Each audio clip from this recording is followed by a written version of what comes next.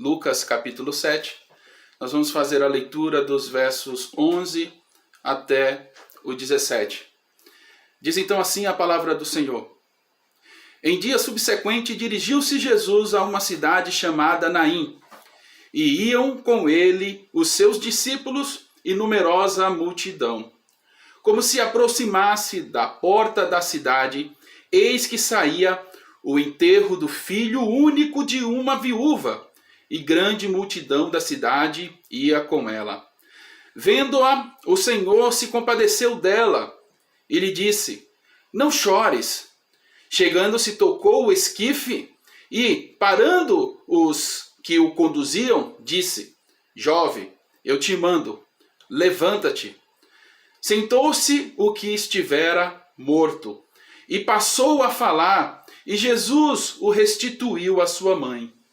Todos ficaram possuídos de temor e glorificavam a Deus, dizendo: Grande profeta se levantou entre nós, e Deus visitou o seu povo. Essa notícia a respeito dele divulgou-se por toda a Judéia e por toda a circunvizinhança. Oremos ao Senhor. Pai, nós te bendizemos. Obrigado por essa oportunidade que temos de compartilhar a tua palavra. Que essa palavra encontre o nosso coração como uma boa terra que recebe a semente, para dar muitos frutos, como já foi pregado, Senhor. E que esses frutos sejam dignos para a glória do teu santo nome. É no nome santo de Jesus que oramos a ti. Amém. Meus irmãos, nós vamos falar hoje sobre o Deus compassivo, o Deus pessoal e o Deus incomparável.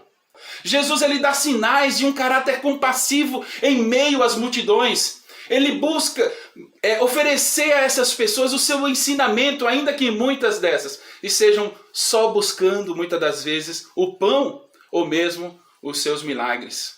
As pessoas tinham perspectivas, elas estavam confiantes nas habilidades de Jesus.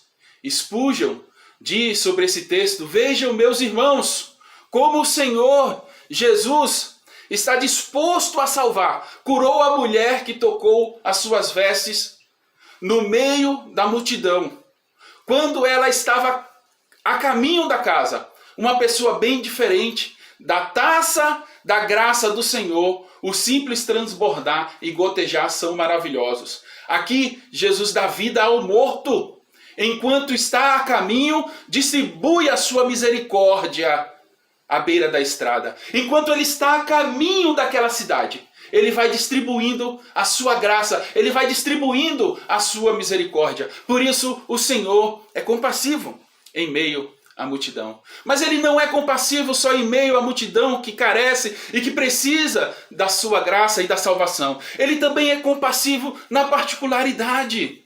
Enquanto Jesus e os seus discípulos entravam em Naim, estavam à porta daquela cidade, como diz o verso 12, cujo o nome da cidade significava consolo, agradável. Eles encontram algo desagradável.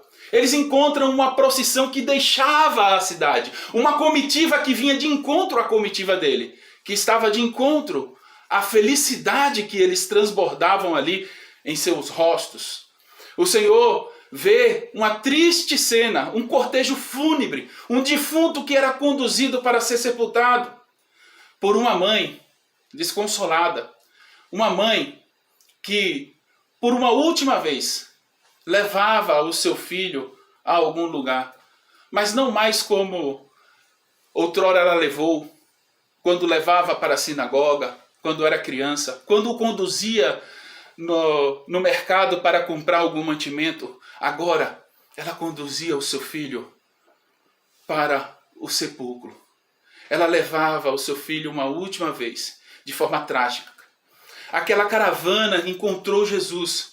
A caravana de Jesus estava cheia de alegria.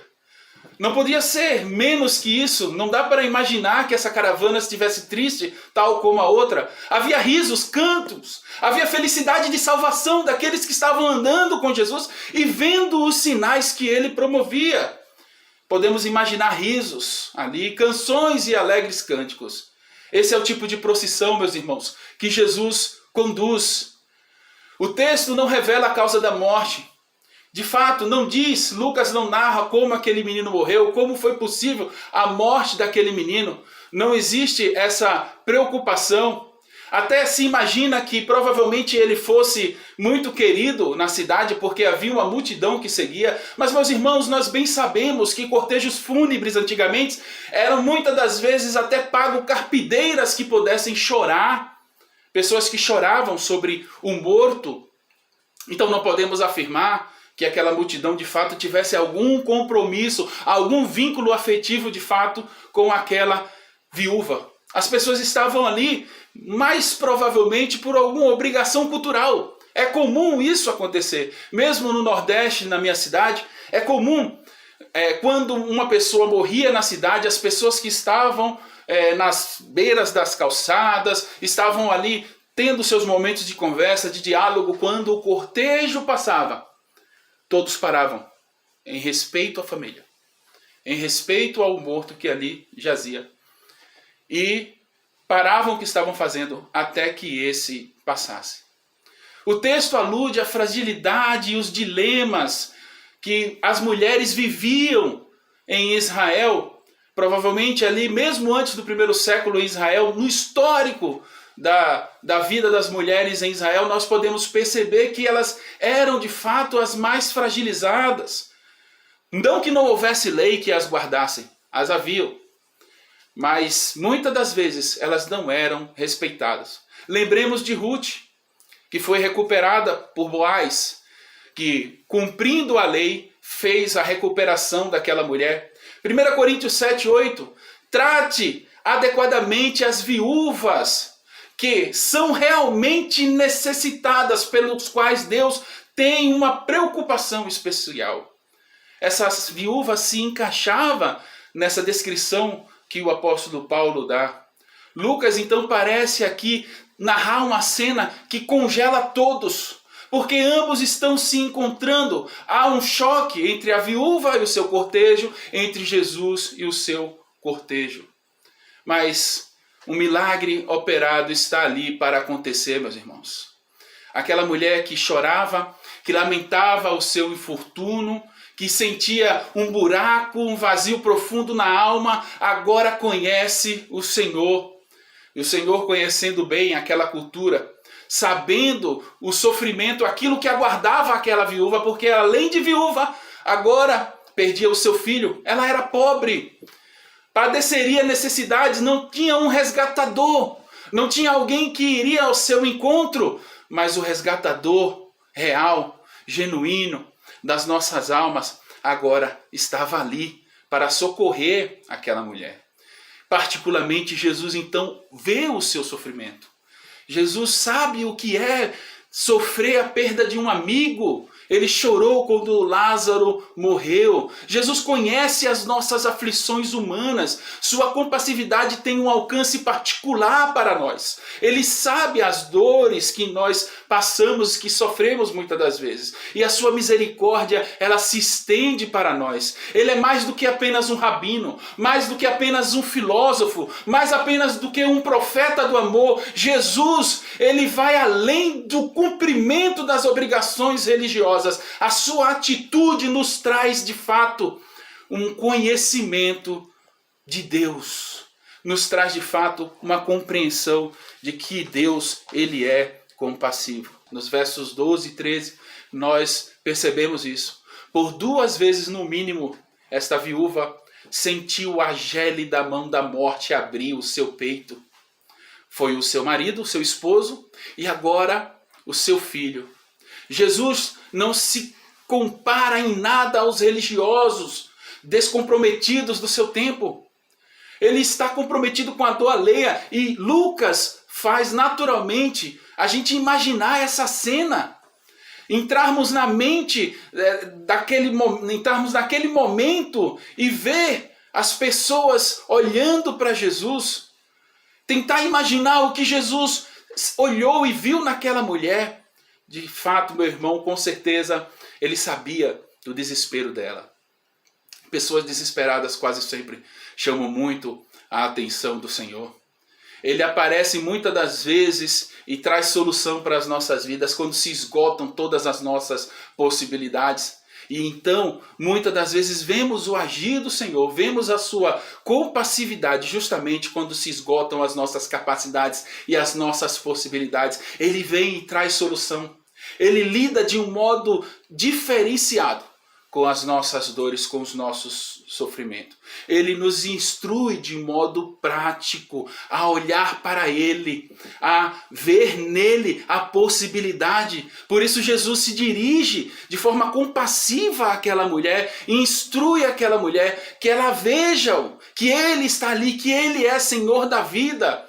O termo usado em grego é esplagis, nioste, compassivo, nas palavras de Agostinho, nos faz perceber ou entender o seguinte: pois é preciso amar o homem e não o seu erro. O homem é obra de Deus, o erro é obra do homem.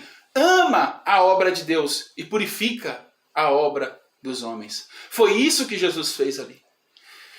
Ele, além de ser o regenerador, além de ser aquele que traria para nós uma purificação das nossas vidas, também purifica a obra do homem. Purificou aquele esquife morto, de algum modo, levando a encontrar novamente a vida. O Senhor, Ele escuta as nossas orações silenciosas. Ele interpreta as nossas lágrimas. O Senhor, Ele conhece as dores e os sofreres do nosso coração. Ele tem toda a compaixão e Ele risca a cédula de dívida que havia contra nós, a sentença do pecado e da morte. Jesus, ele chega mesmo a exortar os fariseus e os doutores da lei que não se preocupavam para além da religião com aqueles que eram viúvas, com as viúvas ou com aqueles que eram necessitados em Israel. Em Mateus capítulo 23, 14, Jesus mesmo chega a dizer: ai de vós, escribas, fariseus e hipócritas, pois que devorais as casas das viúvas sob o pretexto de prolongadas orações, por isso sofrereis o rigoroso juízo. Os religiosos da época poderiam no máximo dirigir uma palavra de conforto para aquela viúva, ou mesmo uma sentença dizendo para ela que ela estava colhendo dos frutos do seu pecado. Mas o Senhor, Ele olha de forma totalmente diferente. Naquela pequena cidade de Naim, ou em Naim, as pessoas de diferentes grupos ali que estavam, conseguem de maneira gloriosa ver o Senhor atuando graças ao choro de uma mãe. Em várias culturas, alguns contêm o choro, mesmo um reformado, talvez tenha na morte essa característica de se conter e não chorar, mas para uma pessoa da Palestina, meu irmão, provavelmente o choro daquela mãe se escutava, o lamento dela se escutava, provavelmente a voz dela estava acima de todas as outras, mas o príncipe da vida agora estava ali. As condições estavam a favor agora para que aquele jovem voltasse à vida. Portanto, meus irmãos, essa mensagem chama de fato a atenção para os nossos corações. Muitas das vezes estamos distantes do Senhor, muitas das vezes pessoas que outrora estavam no caminho do Senhor, na jornada andando com o Senhor, hoje se encontram também fracos, encontram-se esmorecidos espiritualmente. É tempo de olharmos para o Senhor, que é príncipe da vida, e saber que Ele tem toda a preocupação com a nossa dor, com o nosso sofrimento, e Ele quer nos dar vida. Não podemos ignorar, meus irmãos, a aflição dos nossos irmãos, daqueles que estão em luto, daqueles que estão fracos, daqueles que estão padecendo. Precisamos, de algum modo, como pessoas que são chamadas por Deus, ter um olhar além da obrigação espiritual. Precisamos olhar como Jesus. Precisamos ver como o Senhor. Olhar o sofrimento e se compadecer dele. O Senhor é compassivo. A aplicação disso para as nossas vidas, meus irmãos, é que nós temos o desafio particular de exercitar essa compaixão, de experimentar essa compassividade abundante da salvação do Senhor. nós temos esse desafio de ver pessoas que são devastadas pelo pecado e ajudá-las a compreender o milagre da salvação do Senhor, do seu amor, a compreenderem a chamada do Senhor. Nós somos cooperadores nessa missão e temos a obrigação de irmos além da religiosidade. O cristianismo é muito mais vida, alegria e restauração e compaixão do que nós mesmos, do que obrigações religiosas. O cristianismo é muito mais vida. E devemos e temos por missão compartilhar a vida do Senhor e o Senhor que vive em nós. O Senhor é um Deus pessoal. Nós percebemos isso nos versos 13 e 15. Ele se importa em enxugar a lágrima. Ele se importa em enxugar a lágrima daquela viúva. No verso 13 fica claro: vendo ao Senhor, se compadeceu dela e lhe disse: não chores, não chores. Essa mulher está chorando pela morte do seu filho. E Jesus se aproxima, ele toca o caixão aberto e diz: não chore. Ele diz para não chorar. Se alguém tivesse dito isso para aquela mãe chorosa, teria sido altamente insensível e cruel. Mas quem estava falando aquilo, quem estava diante dela, quem estava dizendo para ela para não chorar, era o Senhor da vida.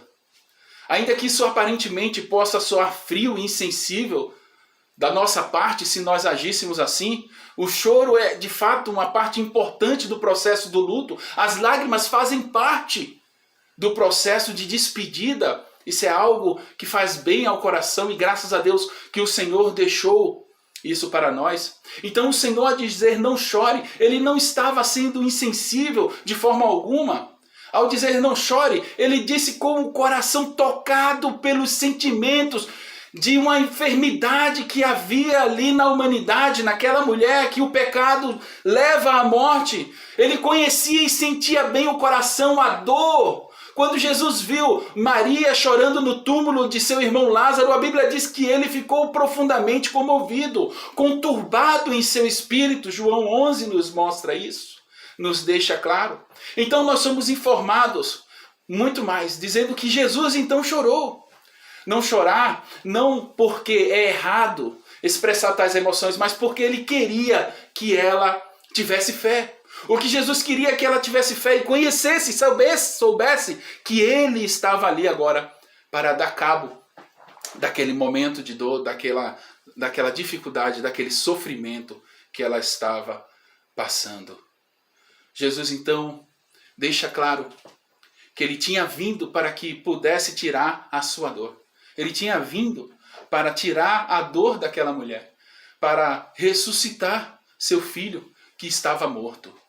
Jesus deixa claro isso. O que acontece então, meus irmãos, com as nossas lágrimas? O que acontece quando nós choramos? Nós as enxugamos, passamos o braço, um lenço, alguma coisa. A Bíblia nos diz que acontece algo com as nossas lágrimas.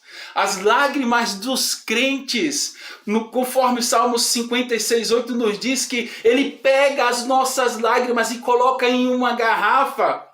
Ele coloca em uma garrafa, em um odre. Nós sabemos que o odre ele era usado para a fermentação, para o vinho. Ele transformava em alegria ali o vinho. As nossas lágrimas eram transformadas em alegria. Meus irmãos, as nossas lágrimas de fato são transformadas em alegria. O Senhor derrama vida sobre aqueles que choram, que estão em lágrimas. O Senhor dá vida. Ele secou as lágrimas daquela senhora, daquela viúva. Lembrando de C.S. Lewis quando falava sobre o sofrimento, sobre o momento da perda de sua esposa, ele dizia que sentia muito quando alguém perguntava porque aquilo era muito doloroso para ele, mas também ele sentia muito quando não falava daquilo que aconteceu. Meus irmãos, o Senhor de fato, ele conhece. Nós podemos ter um vislumbre da própria experiência que ele iria ter com a dor, com a morte, com o sofrimento. O Senhor se importa em restaurar as vidas. O Senhor, ele importa-se em restaurar vidas. No verso 14, isso fica evidente da sua condição de importar-se com os que sofrem e de desejar para esses restauração de vida. Um Deus pessoal, ele se importa em enxugar as nossas lágrimas, mas ele também importa-se em restaurar as nossas vidas. Jesus interrompeu o cortejo fúnebre. Ao se aproximar, ele tocou o esquife. Jesus é como um tapeceiro neste momento, que ele trabalha com a peça ao contrário, tecendo, e você olha a obra e consegue ver algo muito estranho, muito sem sentido, muito sem formato. Como que alguém fala para uma mulher parar de chorar quando ela perdeu alguém, mas quando essa obra ela é virada para o lado certo? Você consegue perceber que todos os entrelaçamentos da vida estão perfeitos para que uma obra seja plenamente admirável. Jesus se importa em restaurar. Ele é o nosso sumo sacerdote. Nós temos um sumo sacerdote que ele é tocado pelas nossas enfermidades, pelos nossos sofrimentos. Hebreus 4,15 nos diz isso. A palavra grega para toque ela é muito mais do que simplesmente um toque. A frase transmite a ideia dele agarrar aquele caixão, parar, tomar a frente. Não é um simples toque, mas a frase é a ideia de que ele se movimentou de fato em direção. Ele foi em direção. E transmite a ideia, então, desse Deus que busca fazer algo acontecer quando o nosso sofrimento está aparente.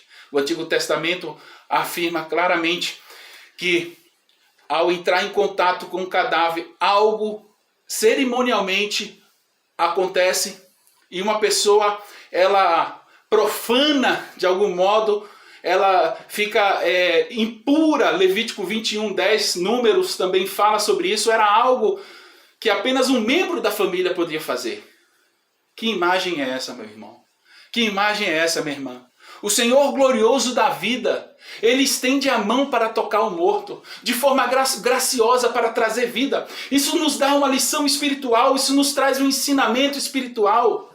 Meus irmãos, a consequência do pecado sobre nós é morte. E o Senhor, ele estende as suas mãos sobre nós para nos dar vida. Ele estende, através da sua palavra, nós somos tocados, livres do pecado, nós somos ressuscitados. O Senhor nos dá vida espiritual. Ele nos livra não somente da morte física, pois nós temos a eternidade, mas ele também nos livra do pecado, da morte espiritual.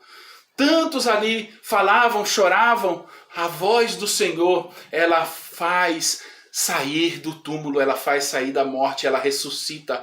A voz do Senhor foi ouvida, a ressurreição para a condenação, ela incorre quando o Senhor nos chama. Da ressurreição, saindo da condenação, ela ocorre quando o Senhor nos chama. Ele diz: jovem, eu digo a você, levante-se.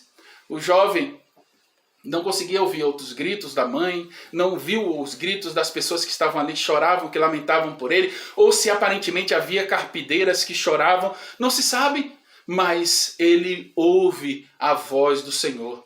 Os deuses antigos, em nenhum outro conseguimos ver uma preocupação em algum momento em ressuscitar os mortos. Anubis, no mundo grego, no mundo egípcio, que era o senhor da morte, em nenhum momento nós vemos na literatura trazendo alguém de volta à vida, senão cobrando e ceifando as vidas. Mas o nosso Senhor é Senhor da vida, é Senhor que restaura, é Senhor que salva. Meus irmãos, o Deus que é pessoal, ele se importa em devolver esperança. A grande missionária Amy Carmichael, ela era presbiteriana e irlandesa. Ela desembarcou na primeira vez na Índia em 9 de novembro de 95. E ela escreve algumas palavras. Ela diz o seguinte: é por meio do que ele conquista que o poder de Cristo será descoberto. Aqui na Índia, Jesus conquistou o grande inimigo chamado morte. Onde está a sua vitória? É o que Paulo pergunta em 1 Coríntios.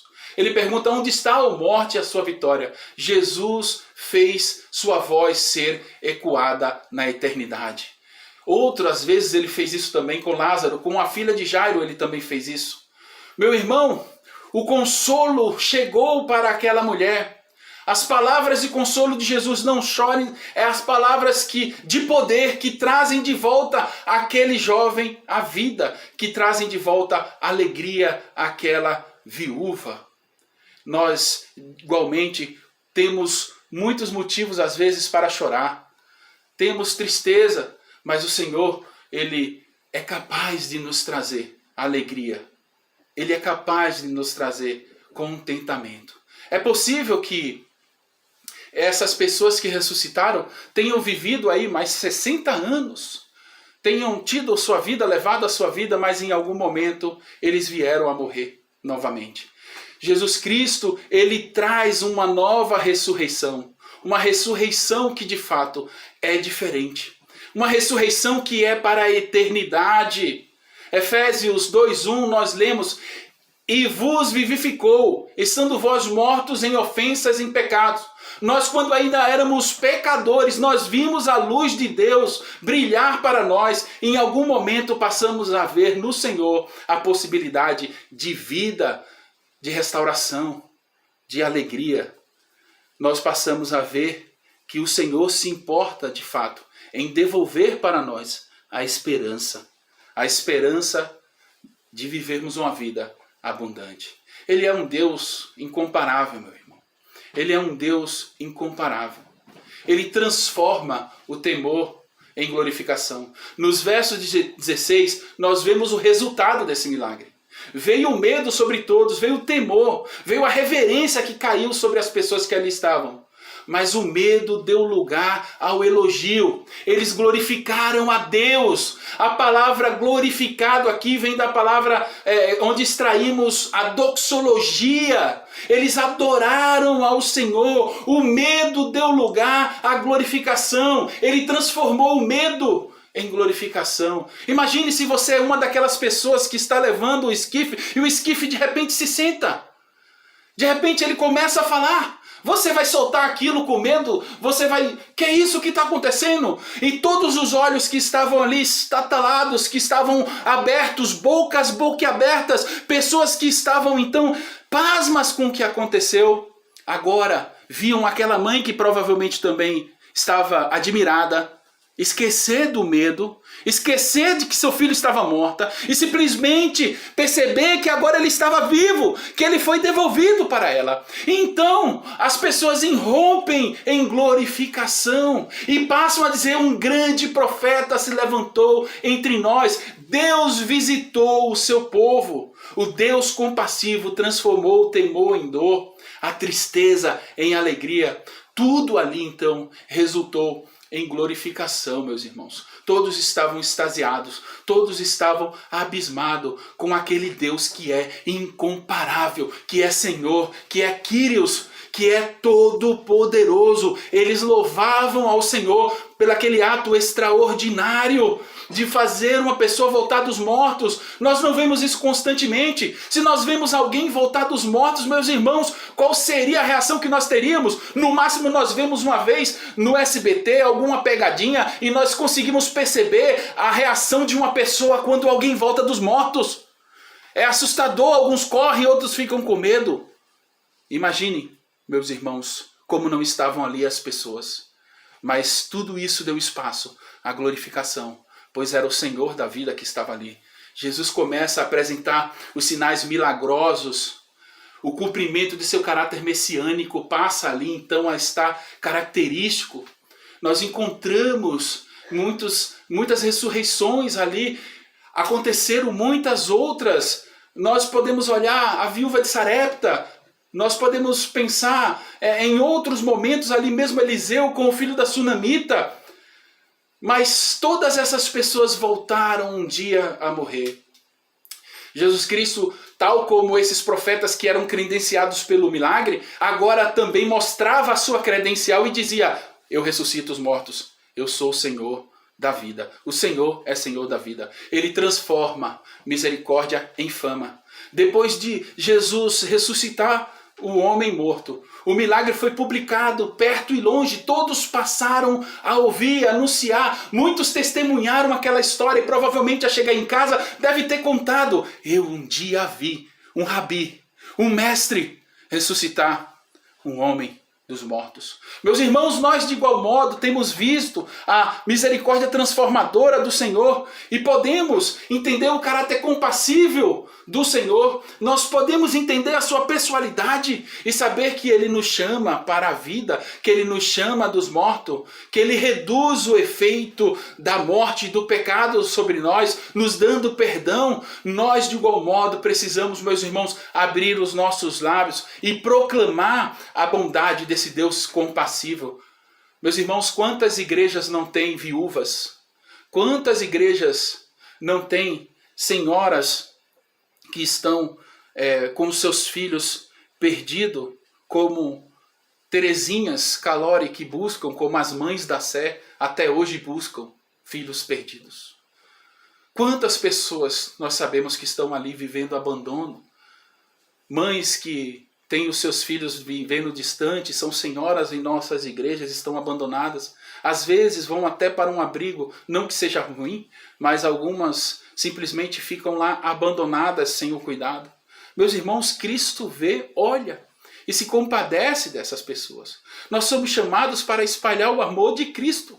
Como seguidores dele, meus irmãos, devemos estar sempre atentos a essas pessoas e difundir a sua glória através do nosso serviço. Sejamos servos do Senhor, tenhamos compaixão, meus irmãos, tenhamos dignidade e aplicar essa palavra em nossas vidas. Essa ressurreição encontrada na Bíblia, meus irmãos, elas diferem da de Cristo. Essas ressurreições, elas reúnem corpos mortais que morreram novamente, mas o Senhor, Ele nos dá uma vida eterna, uma ressurreição eterna. O pregador J.C. Riley disse: este foi o primeiro caso de uma pessoa morta sendo restaurada à vida por nosso Senhor durante seu ministério na terra.